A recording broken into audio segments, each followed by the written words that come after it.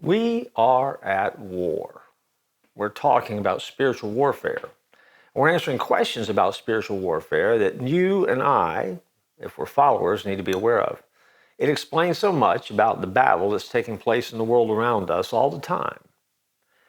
The battles really are spiritual, whether we realize it or not.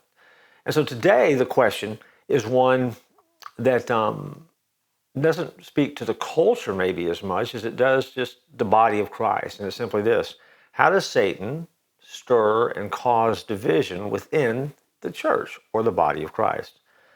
I've heard many stories of churches where there's been a great division. There's a split and things that have happened to destroy peace and unity. And I'll tell you who's behind that.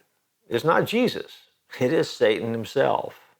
Because our God is a God of unity. See, Satan likes to use the time-honored strategy of divide and conquer. When he was cast out of heaven, he took a third of the angels with him. He divided the first family. And he divided that first family by pitting Cain against Abel.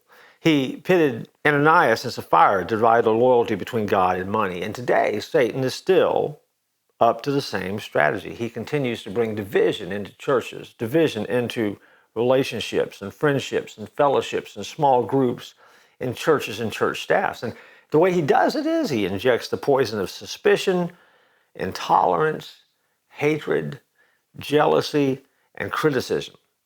And he uses poisons like that that find their outlet inside the walls of Christ. Other times, he just uses the human tongue.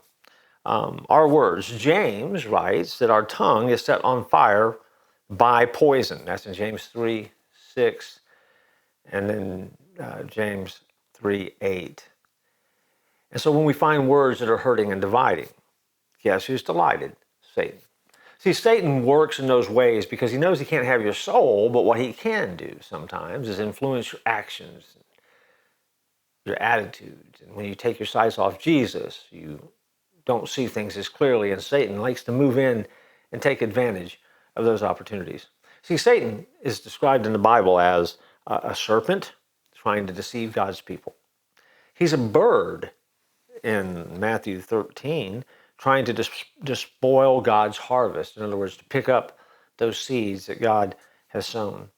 He's a wolf trying to destroy God's flock, according to John 10 and Matthew 10. He's a lion, according to 1 Peter, trying to devour God's children. And he is a dragon, according to the book of Revelation, trying to destroy God's son. In other words, Satan is very busy, and Satan is working to create mischief and mayhem. Why? Because he doesn't want the church to succeed. Because the body of Christ is his enemy. Because the body of Christ, of course, is a part of the family of God. And so, that's the way that Satan does it. Don't fall for the traps. Don't fall for the deceit. And I'll look forward to joining you next time.